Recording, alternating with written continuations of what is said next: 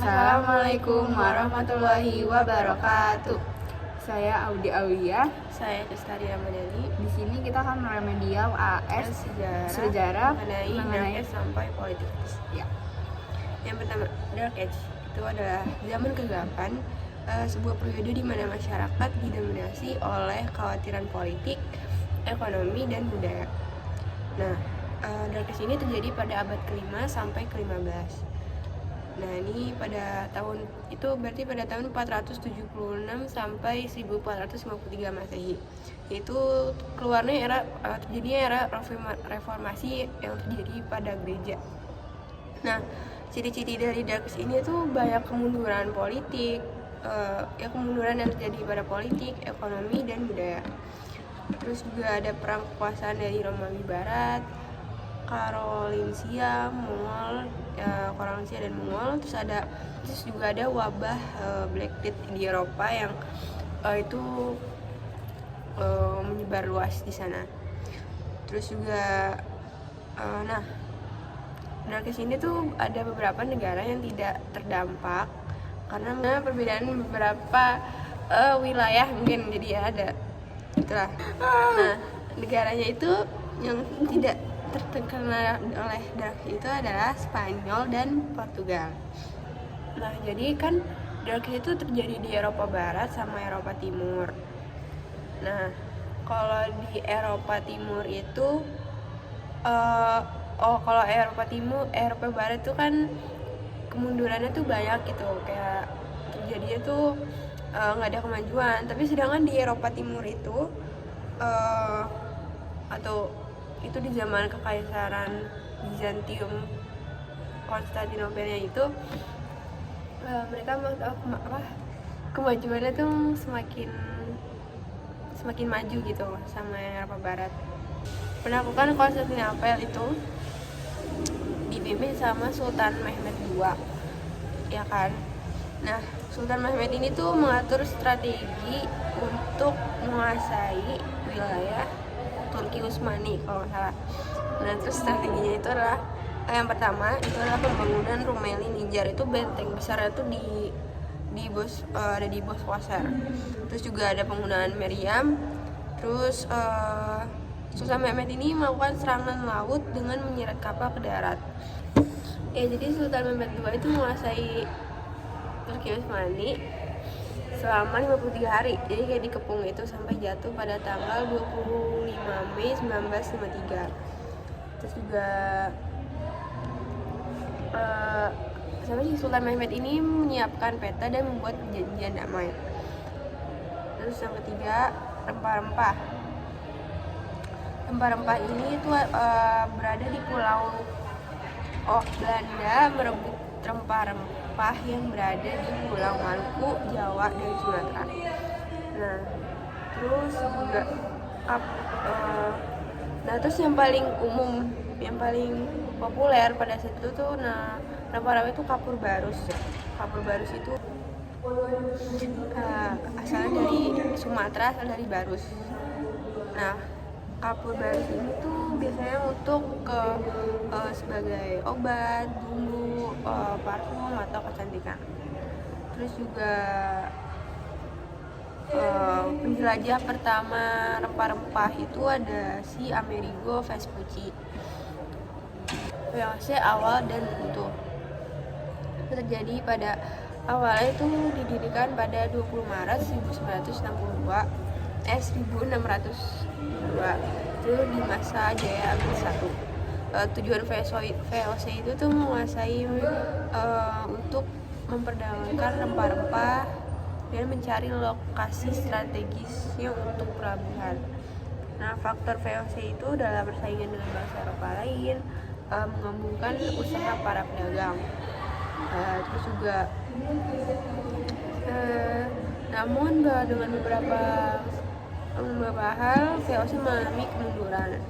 Itu menyebabkan karena adanya korupsi, perubahan sistem politik, monopoli Maluku. Nah, VOC ini mengalami keruntuhan, yaitu runtuhnya VOC karena hutang yang merajalela. Terus juga perubahan politik dari Pesaing Baru. Hak oktroy itu tuh kayak semacam monopoli yang dilakukan VOC untuk monopoli rempah-rempah di Nusantara. Nah, isi hak oktroy itu yang pertama, merebut dan memerintahkan negara jajahan. Yang kedua, monopoli perdagangan di wilayah Timur Tanjung Harapan termasuk Nusantara. Terus hak oktroy itu dapat mencetak mata uang sendiri. Nah, terus juga hak oktroy itu memiliki angkatan perang sendiri. Terus yang kelima, hak oktroy dapat memungut pajak juga, terus juga mengadakan perjanjian dengan raja-raja setempat. Nah, di sini ada perlawanan bangsa Indonesia, yaitu Perang Padri di Sumatera Barat. Pemimpinnya itu ada Tuanku Imam Bonjol. Nah, di wilayah Pagaruyung. Tujuannya untuk menghentikan judi, sabung ayam, dan mabok. Itu adalah kaum adat. Nah, di sini ada Davide et Impera. Dia itu bermula pada tahun 1803 sampai 1838. Nah, itu adalah kaum adat kalah. Terus Belanda memanfaatkan kondisi ini dengan cara politik adu domba, yaitu Davide et Impera. Nah, di sini ada Belanda sama kaum adat itu kerjasama. Terus Sumatera Barat ingin dikuasai. Terus berlangsung di tahun 1821 sampai 1838. Terus Imam Bonjol mengajak kaum adat mencari tipu daya Belanda dan bersatu. Terus ada dampak penjajahan. Dampak penjajahan di sini ada ekonomi, urbanisasi, dan pertumbuhan, dampak sosial dan budaya atau arsitek, kesehatan dan higienis, mobilitas sosial, rasis, 1998, sukuisme Dayak Madura, sama politik. Dahannya itu yang ekonomi, dia dimulai dengan pembentukan VOC, terus berhasil mengembangkan usaha kopi dan tebu. Nah, terus VOC-nya menerapkan sistem tanah paksa atau kerja rodi. Habis itu VOC memperkerjakan mandor pribumi untuk menguasai pekerja, sementara itu pekerjaan pembuka lahan, penanaman, pemeliharaan, panen hingga pengangkutan kopi ke gudang. Penyimpanan Belanda dilakukan oleh penduduk yang dipaksa bekerja. Nah, di sini ada kultur stelsel. Latar belakang kultur stelsel itu keinginan kolonial Belanda untuk mengendalikan ekonomi Hindia Belanda dan menghasilkan pendapat tambahan melalui ekspor hasil pertanian. Nah, mereka ingin produksi ekspor komoditas bernilai tinggi. Terus golongan Hindia Belanda itu ada golongan Eropa, golongan Timur Asing.